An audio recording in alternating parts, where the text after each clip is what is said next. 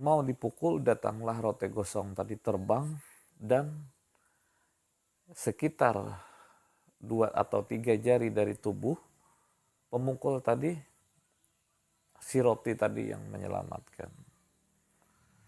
Begitu terus berulang-ulang.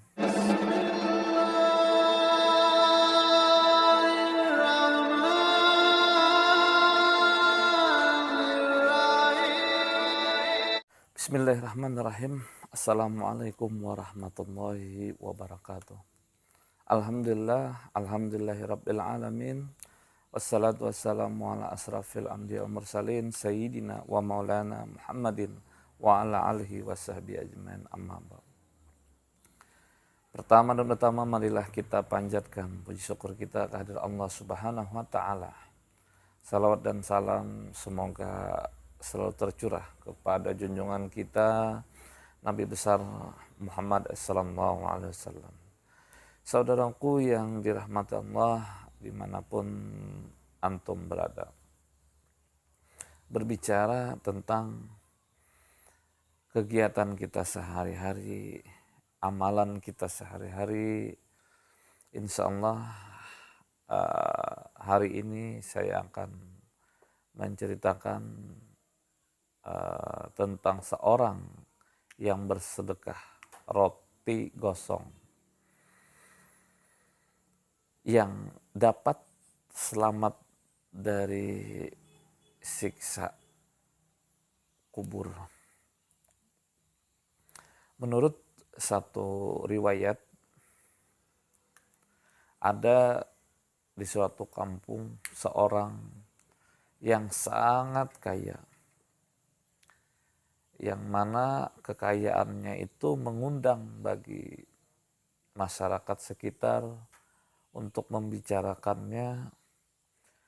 Banyak di antara orang-orang yang tidak mampu ingin meminta bantuannya. Akan tetapi karena orang yang terlalu kaya tadi sangat pelit, sangat kikir, sangat pelitnya luar biasa minta ampun, sehingga tidak sedikit pun orang yang bisa untuk meminta bantuan kepadanya. Akan tetapi hari berganti hari, ada seorang yang miskin, semiskin-miskinnya. Kenapa saya mengatakan orang itu miskin semiskin-miskinnya? Karena orang itu tidak mempunyai apa yang seharusnya dimakan, sedangkan puasa mau puasa. Nah, pada waktu sore hari, orang kaya tadi, yang sangat kaya tadi, memasak roti. Nah, jadi masak roti untuk berbuka puasa. Enak roti itu kalau untuk buka puasa. Saat memasak roti, maka datanglah orang miskin tadi. Orang miskin tadi datang dengan harapan bisa ikut berbuka puasa, atau setidaknya dikasih makanan untuk berbuka puasa, atau setidaknya mungkin dikasih uang atau segala macam. Datanglah, diutarakanlah bahwa niat hatinya adalah minta tolong, minta bantu untuk berbuka puasa, karena dia tidak mempunyai apa yang seharusnya dimakan, apa yang seharusnya ada untuk berbuka puasa. Si orang kaya yang pelit tadi, dia memikirkan kalau roti yang dia masak pertama bagus, enak. Kalau roti yang dia masak kedua itu masih bagus, masih enak. Akan tetapi roti yang dia masak ketiga itu sudah lumayan kurang bagus lagi karena ada ketukan pintu sehingga dia panik. Nah, roti yang dia masak keempat itu alhamdulillah gosong. Kenapa saya katakan gosong? Alhamdulillah, karena roti inilah cikal bakal yang dia sumbangkan. Dia berpikir bahwa roti terakhir ini saja yang disumbangkan kan untuk berbuka puasa.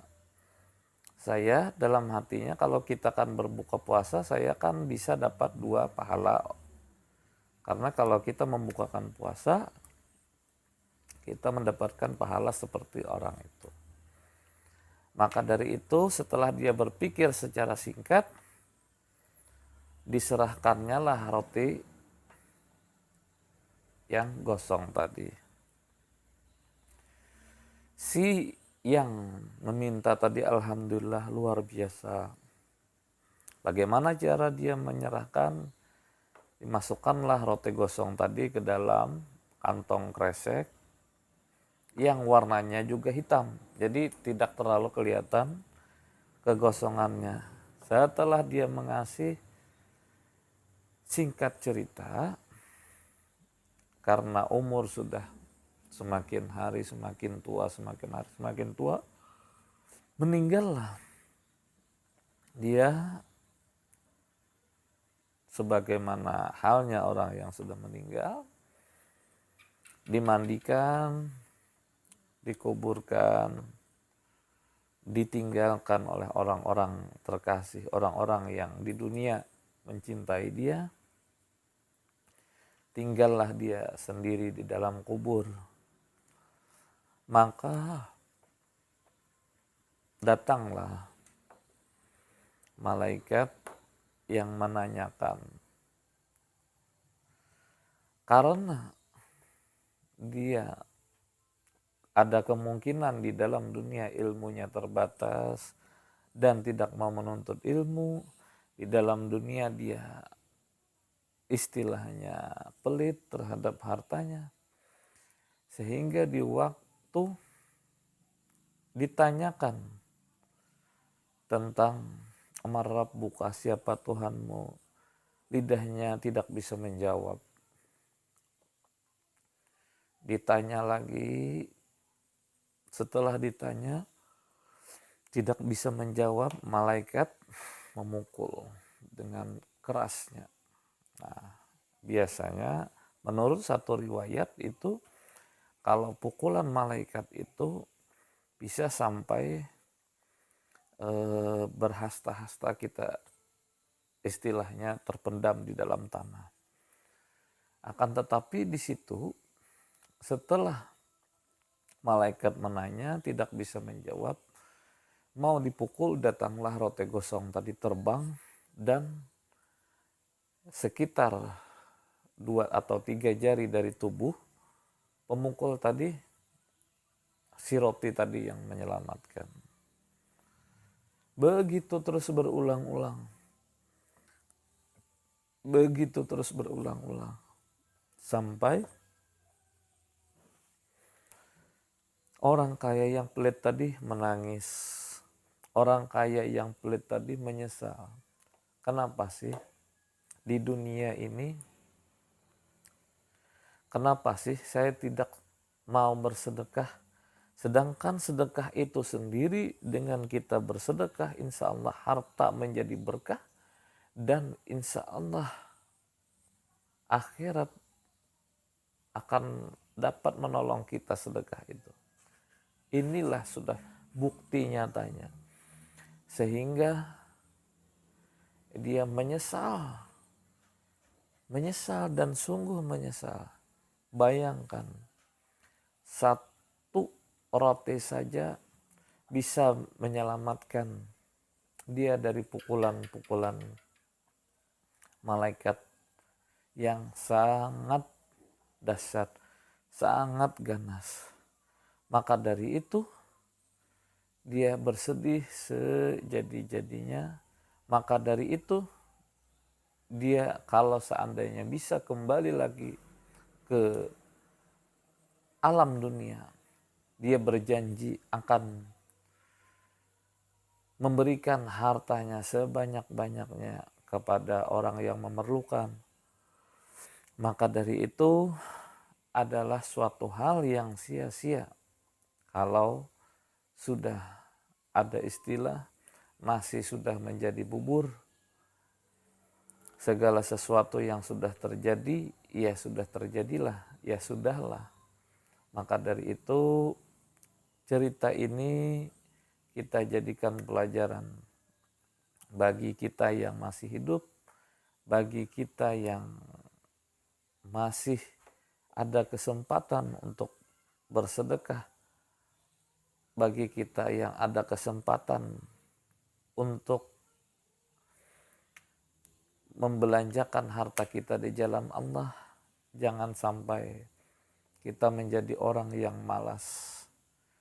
Kita jangan sampai pelit, terlalu pelit terhadap uang kita kepada orang-orang yang memintakan, kepada orang-orang yang meminta sumbangan untuk masjid, musola dan lain sebagainya. Kita jangan terlalu pelit kepada orang-orang yang di bawah kita, yang lebih susah daripada kita. Karena kita seharusnya bersyukur kita masih diberikan kelebihan daripada mereka, maka berbagilah. Mungkin rezeki mereka melalui kita. Mungkin suatu saat seandainya kita balik, kitalah menjadi orang yang sulit. Bagaimana rasanya kalau seandainya kita minta bantuan, tidak dibantu oleh mereka. Seandainya kita dalam posisi lapar, dalam posisi tidak punya apa-apa, sedangkan orang tidak ada yang membantu. Maka dari itu, yuk kepada antum semua yang sekarang ini punya harta lebih, mumpung ada kesempatan, mumpung ada kesehatan, mumpung masih muda mungkin, atau walaupun sudah tua, ya cepat-cepat kita sedekahkan harta kita. Yang penting ikhlas, insya Allah akan bermanfaat nanti untuk dunia, yaitu keberkahan harta di dunia, dan insya Allah untuk akhirat, yaitu sebagai salah satu yang menolong kita. Mudah-mudahan cerita ini ada manfaatnya. Salah hilap mohon maaf. Wabillahi taufiq wal hidayah. Wassalamualaikum warahmatullahi wabarakatuh.